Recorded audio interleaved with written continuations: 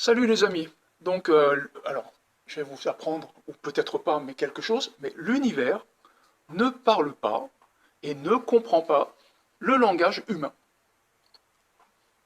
Voilà. Donc, le langage de l'univers, c'est l'énergie, la fréquence, les vibrations.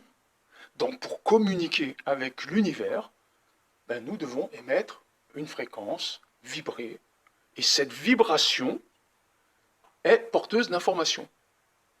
Voilà, super logique. Mais alors de quelle fréquence et de quelle vibration, je veux dire, et de quelle information parlons-nous exactement? Quand je souhaite, quand je désire, quand je visualise quelque chose, alors ça doit être très très très très très très clair. Parce que notre cerveau et son réseau neuronal en fait un événement factuel. Le cerveau ne fait pas la différence entre ce qui est réel et ce qui n'est pas.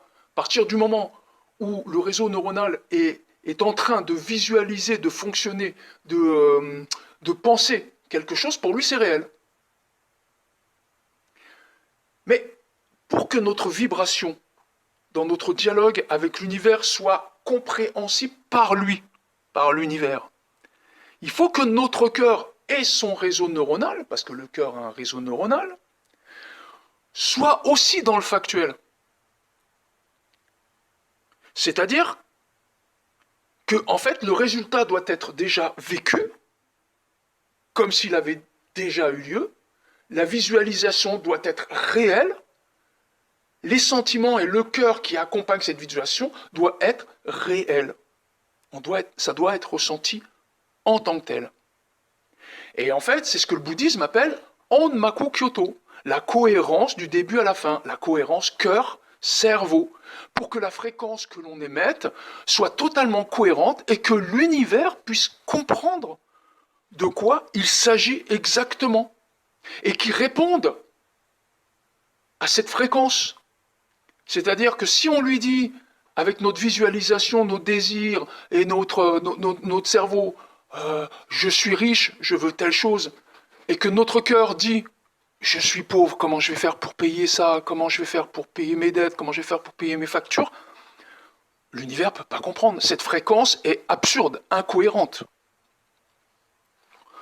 Donc si le cerveau et le cœur sont cohérents, alors tout, mais absolument tout est réalisable, puisque tout est déjà là. Il n'y a qu'à manifester et vibrer la cohérence et surtout la gratitude pour que toutes les portes de l'abondance et du bonheur s'ouvrent dans nos vies. Voilà. Alors cette fréquence, c'est bien sûr Nam-myoho Renge Kyo. Voilà pourquoi je récite la loi de l'univers. Bonne journée les amis. N'oubliez pas de vous abonner, de liker, de partager et de commenter pour qu'on puisse discuter. Au revoir.